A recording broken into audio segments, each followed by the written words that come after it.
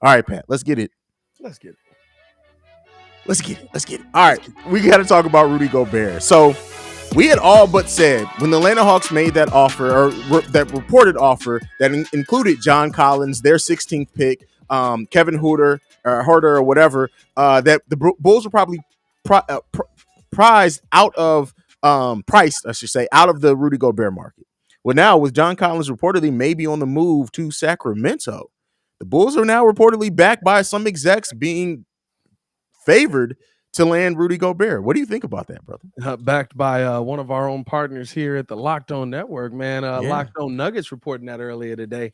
Got But to get him here's on my the show. question though: how does Locked On Nuggets have that? And now I'm not doubting the I host, was the thrown off family. by it as well. I It's don't know. like, how did Locked On Nuggets have the inside scoop on what's going on with the Utah Jazz? But you know what? Hey, No everybody clue. got Hey, sources, right? it's out west, bro. That's all I know. But this is the thing, right? So here's the interesting part about it that I have the question on. We heard the astronomical package that it was going to take to get Rudy, right? Mhm. If John Collins is gone and they really feel there's no way that Donovan and Rudy can coexist on Mhm. this team, does that mean that no matter what, Rudy Gobert will be moved? If you feel like two players can't coexist Mhm. and you're hurting your team, to me, it's not worth it for you to waste a year. But Mhm. if you're going to make that move anyway, do we now see the Utah Jazz take a lesser package? That's the No, question that you got to no, ask there. no. I feel like they're not going to have a lot of options on it. Oh, The bro. the teams that we thought were gonna be the big players in Rudy Gobert are Mhm. now seemingly out of it. John Collins from Atlanta, looking like he's gonna go out to Sacramento if that's a move that does get done right. Mhm. To me, Atlanta doesn't have the means to make a deal like that happen.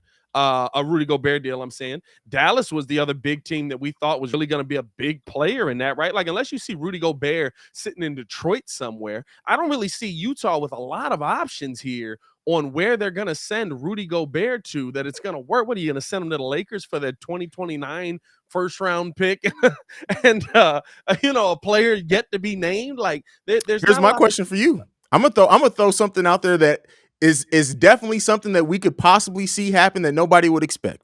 Let's see it. What if the Golden State Warriors offer Wiggins, considering he's in the contract year, and Wiseman for Rudy Gobert? And you can't tell me that's not something we can't see the Golden State Warriors pulling out of there. I don't see them pulling the trigger on that because of the kind of big Rudy is, right? Like Uh-huh. Wiseman's a big dude, but Wiseman still runs the floor really well This is when he was true. on. Hey, look, when he This is was on the true. floor. When he was Yeah. on the floor, he Yeah. ran the floor really well. You know what I'm saying? Like Uh-huh. Rudy Gobert is still kind of what he is. Why would the Golden State Warriors slow down their dynamic? And clearly it's a dynamic that works. 2022 NBA champions. Shout out to Draymond on every media outlet today, man. Bro, He was going Draymond is ham. living his best life, I by the way. love it. I love how petty Draymond is getting to be. But no, like that's my biggest question, right? Like that's why I say there's not a huge market anymore I wouldn't for Rudy I wouldn't Gobert. say And that, bro. I think it's because of the package that they came out with, right? Like you come out with we want a young player, a young aspiring star, another Mhm. player, and a pick. Bro, Okay. I would not say don't look past a random team like Golden State. I wouldn't say don't expect that Toronto may not try something. I would even say that the Suns could possibly try something, hearing that Aiton may move on. Now Just because we haven't heard from other teams right now, I wouldn't say that just think that there's no other market for him right now. Teams may just be playing their cards close at to the that vest. price, though, it's not to say there's not a market for Rudy Gobert, but Yeah. at that price. So There here's the thing. Utah's asking a high price for Rudy Gobert. That's the But thing with it. but for a player that's already disgruntled, like for example in Aiton, if they were to offer that right there, that one piece is better than any one piece that the Bulls can offer. No, 100%. No, Yeah. if Phoenix wanted to make a move like that, again, it might work in Phoenix a little bit. Chris Paul's still there, pick Yeah. and roll with CP3. Rudy Gobert, at a minimum, right, he's gonna get 10 shots with CP3. You have no choice. Yeah. I could see that move working out of anything, right? But even then, right, like if you weren't gonna pay DeAndre Ayton 32 mil, are you gonna go up to 40 for Rudy Gobert, who's I mean, I guess kind of similar. Not really. Not really. Not really. Defensively, Rudy's going to bring more than Ayton is. And Chris Paul can get more out of Rudy Gobert than any other guard he's ever. I could see that move happen. I don't know how the cap space is for that, but you would have two $40+ million players on your team. This is true. That's a high cap. You know what I'm saying? This is very true. I don't know if that's going to work. So those are my question marks with it, right? It's really just the deal. I think you could see the deal start to come down. I think Utah talked themselves into a James Harden, Ben Simmons deal.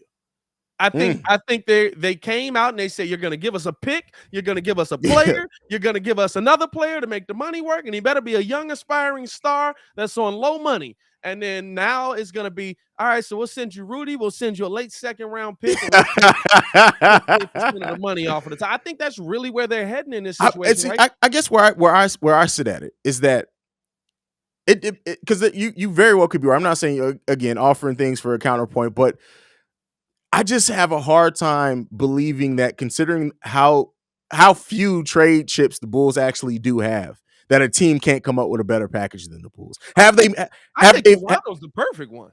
Yeah, I mean, you can send OG, you can send, you know what I'm saying? You got some pieces there that you can send. You already feel like Scotty Barnes is an ascending player. You're holding on to him. He's not going anywhere. Okay, you want OG Anunoby? He scored 16 points a game last year. We'll send you Siakam. We'll send you a pick. Send us Rudy.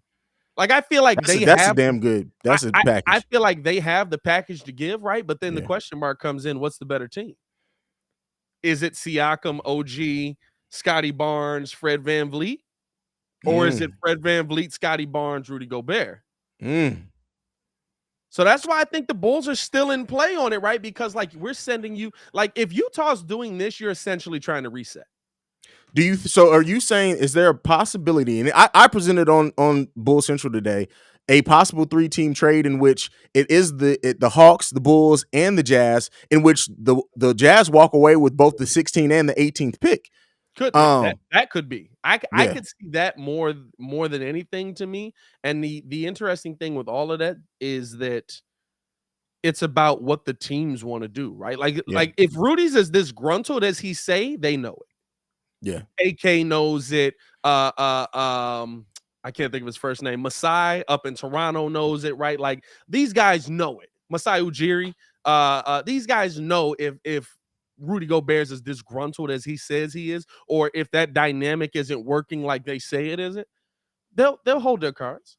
They're not going to pay that the crazy price that I think Utah's asking. Now, a 3-team deal, you might see that a little bit more, right? Because then it's the Bulls sending maybe Vooch and a pick, or Atlanta sending Collins to the Bulls. Like, there's some variation of something that's going to go down. I think you might be able to see that a little bit more than just a straight up 2-team deal where Utah's getting everything they asked for.